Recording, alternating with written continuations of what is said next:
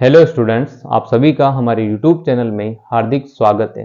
और आज के इस वीडियो में मैं आपको बताने वाला हूं, जैसा कि आपको बोर्ड पर दिख ही रहा होगा, ये एक मोस्ट इम्पोर्टेंट क्वेश्चन और काफ़ी बेहतरीन ये वीडियो होने वाली है और आप लोगों के लिए काफ़ी हेल्पफुल भी होने वाली है।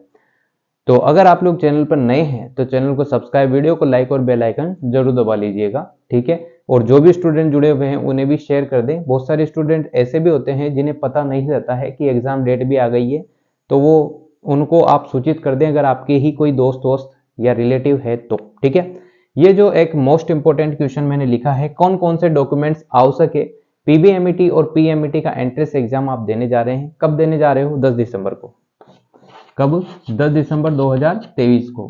ये एग्जाम आपका कोटा या जयपुर, जो भी आपका एडमिट कार्ड है उसमें आ गया होगा, आपका जो भी सेंटर आया होगा एग्जाम सेंटर, वहीं पर आप लोगों को जाना है। और विशेष तौर पर यह ध्यान रखें कि 1 घंटा पहले, एडमिट कार्ड में तो 1 घंटा लिखा हुआ है पर मैं कहता हूं कि 2 घंटे पहले आप लोग वहां पर पहुंच जाए, एग्जाम सेंटर के जस्ट बाहर, ठीक है। अब ऐसा क्यों बोल रहा हूं? ऐसा इसलिए बोल रहा हूं कि मैंने बहुत सारे स्टूडेंट्स को ऐसा देखा है कि जैसे 9:55 हो गया, ठीक है, और 10 बजे का आपका टाइम है और आप 10:05 पर पहुंचे हो, तो आपको एग्जाम गेट के बाहर ही बैठकर रोना होगा, ठीक है। अगर आप 5 मिनट भी लेट हो जाते हो, बहुत सारे सेंटर आपको अंदर बुला लेते हैं, दया आ जाती है या कैसे भी मान लो, तो वो अलग बात है, वो आपकी किस्मत है। बाकी ज्यादातर स्टूडेंट 10 बजे से पहले नहीं जा रहे हैं या 10:05 पर पहुंच रहे हैं, तो वो बेचारे बैठकर एक तरफ रोहित अपनी किस्मत को कोसते हैं या फिर रोते रहते हैं, बस कुछ ही नहीं है और ऑप्शन। तो इसलिए मेरा यही कहना है कि आपको 1 घंटा पहले बुलाया है तो आप 2 घंटे पहले ही पहुंच जाओ, क्योंकि बीच रास्ते में ट्रैफिक भी होता है। बहुत सारे स्टूडेंट ऐसे भी हैं जो काफी दूर से हैं, तो उनको तो 1 दिन पहले ही पहुंच जाना चाहिए मेरी माने तो। होटल का किराया लगे तो लग जाए पर सेफली पहुंच जाए, क्योंकि सर्दी का मौसम है, रात को ठंड भी ज्यादा रहती है, ठीक है।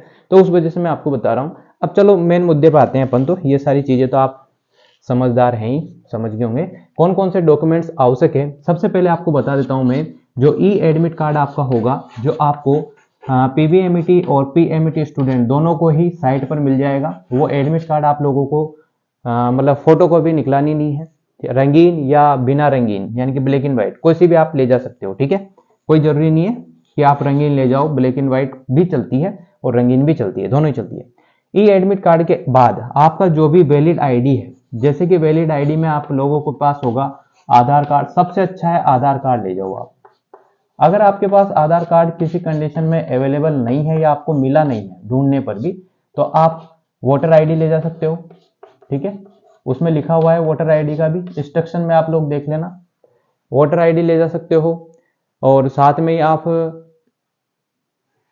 पैन कार्ड ले जा सकते हो, आपका ड्राइविंग लाइसेंस भी यहाँ पर वैलिड है। जो भी डॉक्यूमेंट्स आपके आधार कार्ड में लिखे हुए हैं एक बार आप देख लेना, और वैलिड आईडी आपको लेके जानी है। ऐसा नहीं 10वीं 12वीं की मार्कशीट लेके चले जाओ, नहीं, ठीक है। ये ध्यान रखना जिसमें आपका फोटो हो, ऐसा वैलिड आईडी होनी चाहिए जिसमें आपका फोटो हो, वही वहां पर अलाउ करेंगे। और ये विषय ध्यान देना कि अगर आपका नाम कुछ भी है, जैसा कि आपका नाम पीबीएमईटी है और आपके आधार कार्ड में लिखा हुआ है पीएमईटी, तो गलत हो जाएगा मामला।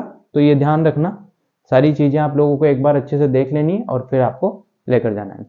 अगर हो सके तो ये ध्यान रखना, इसकी फोटो कॉपी भी आप लेके जाएं, और जो भी आपके साथ जाता है उसको बाहर ही दे दें अगर काम में नहीं आती है तो, और अगर काम में आती है तो आप दे सकते हो अंदर एग्जाम सेंटर में। तो ऐसे काम नहीं आती है क्योंकि लिखा हुआ नहीं है, पर फिर भी आप ले जाओ यार, कोई भी जरूरी नहीं है, क्योंकि कभी भी कुछ भी एग्जाम सेंटरों का कोई भरोसा नहीं है। कोई मांग ले कि आधार कार्ड की फोटोकॉपी भी लाओ, तो फिर आपको फोटोकॉपी एकदम से कहां से लाओगे। तो मेरी मानो तो 1-2 कागज जेरोक्स करा कर ले जाना आप लोग, और बाहर जो भी आपके साथ रिलेटिव जाता है उसको दे देना अगर काम नहीं आती है तो। अगर आती है तो अंदर दे देना, ठीक है। ये सारी चीज हो गई। अब देखो इसके बाद क्या लेके जाना है आपको। तीसरे नंबर पर कम से कम 2 पासवर्ड साइज फोटो जो रहते हैं, पासवर्ड साइज फोटो जो रहते हैं, वो छोटे छोटे फोटो होते हैं, 4x ऐसा कुछ रहते हैं ना, वो छोटे वाले पासवर्ड साइज जो आपने लगाए होंगे, वो पासपोर्ट साइज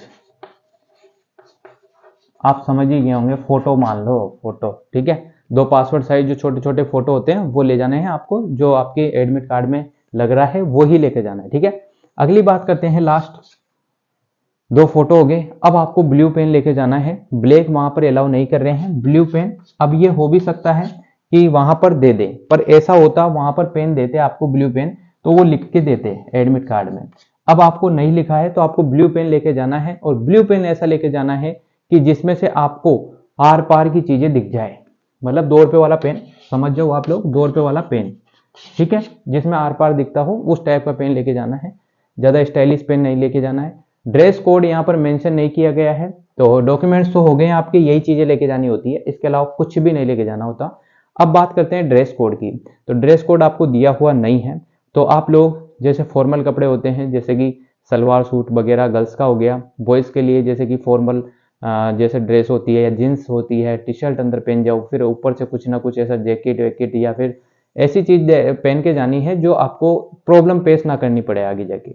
और अगर फिर आपसे ओपन कराते हैं कपड़े, जैसे कि जैकेट भारी हुआ आपका तो बाहर खुलाते हैं, तो आप जो भी रिलेटिव जाए उसको दे दे, पर वहां से तो सेंटर तक पहुंचने तक तो पहन के जाए, ये तो आप समझते ही होंगे इतना सा तो, क्योंकि आपका स्वास्थ्य भी मैटर करता है, ठीक है।